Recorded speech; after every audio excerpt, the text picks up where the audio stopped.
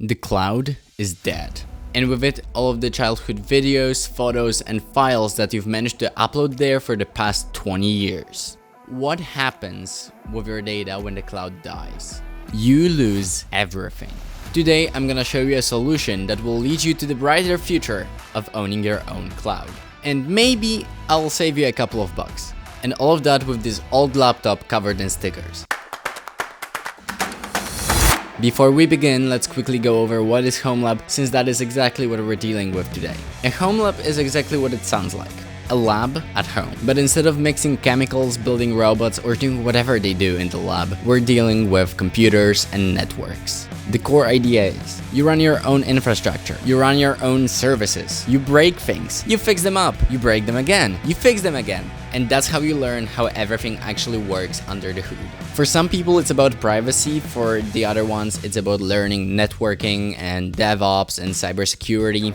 For me, it's a bit of both. The laptop that we're working on today is my old Huawei D15. It has 8 gigs of RAM and Intel Core i5 CPU. I got it back in 2021 when I was going to high school, and my parents bought it for me so that I can do my homework. Instead of that, I decided to use it for streaming and gaming, and it handled it pretty well, especially with Cyberpunk 2077 and GTA 5. So it may not seem like it, but it actually is quite powerful. Or at least it was. When building a home server, everyone will have a different definition of what they need. And since I am building this one, I'm deciding. For me, there are 4 crucial services that I need to run on my server. First of all, I need a NAS. I need a place I can store all of my files so that I can access them from anywhere in the world. As a second service, I need something that will actually upload my photos automatically from my phone to the server. I don't want to worry about the backups, and I don't want to think, did I actually upload this photo before I delete it?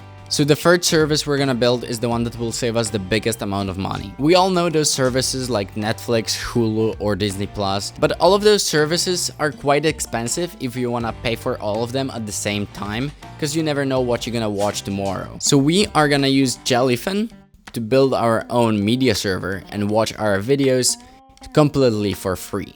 And the fourth, kind of like a bonus service, we're gonna download and set up Tailscale. It is going to let us access our server from out of our home network.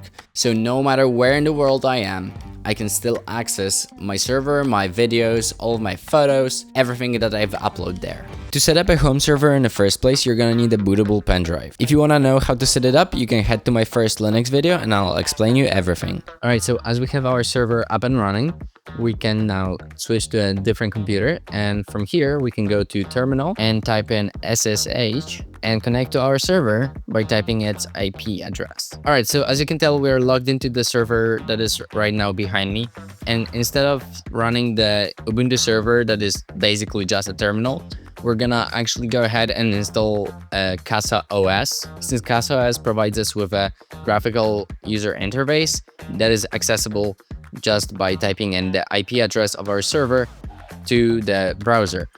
And to install it, we just need one simple command that is on the main page of their website, and then we go ahead and paste it to our server and type in password, and it's installing. Alright, after some time, as you can tell, the CasaOS is installed. So now all we gotta do is just go to the browser and type in our IP address of the server, and right now it's up. Welcome to CasaOS. Let's create your account. So as you can tell, the CasaOS looks pretty nice actually. We have our CPU stats and we have our RAM right here. So here we have our storage, and obviously I'm not bothered by the amount of storage on this server since my main server lives under my desk. And if you want to make your own server out of a laptop, make sure that you have enough space for all of your files and videos and movies and whatever you want to post there.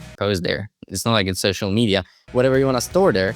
And if you actually are lacking storage, you can always upgrade your drive or add additional external SSDs that will be connected to your laptop with USB.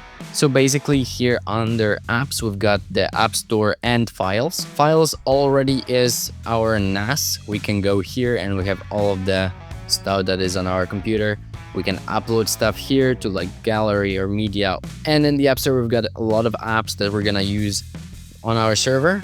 Basically here you can find anything you need, and if not, you can always do a custom install. and install whatever you want. So as we already have a NAS built into CasaOS, we don't need to install anything in addition to it. Obviously, if you want to, you can go for App Store and find something that maybe will enhance your experience with the NAS. For example, like something that will connect to your phone so you can access the files not from the browser. But since that is already off the table, for synchronizing photos to my phone, I'm gonna use Image. It is a very simple app that you can download both on Android and iOS and synchronize your photos from your photo gallery to your home server completely for free, and it works instantly. So as soon as I take a photo, I can go straight into Image and my photo will be right there waiting for me, maybe even already uploaded to the server, because it really is fast. Obviously that depends on your internet, but it really is fast. So with Image installed, all we gotta do is just register as admin in our app.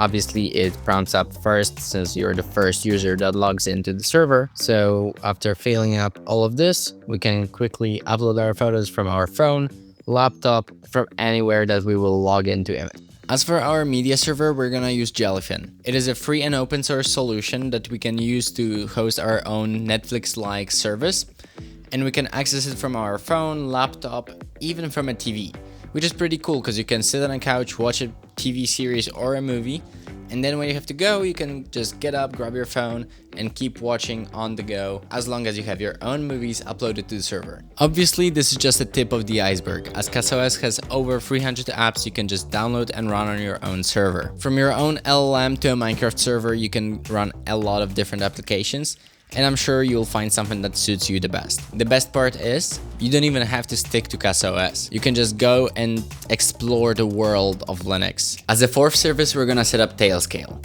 It will let us connect to our server from anywhere in the world, and is as simple as just 2 clicks.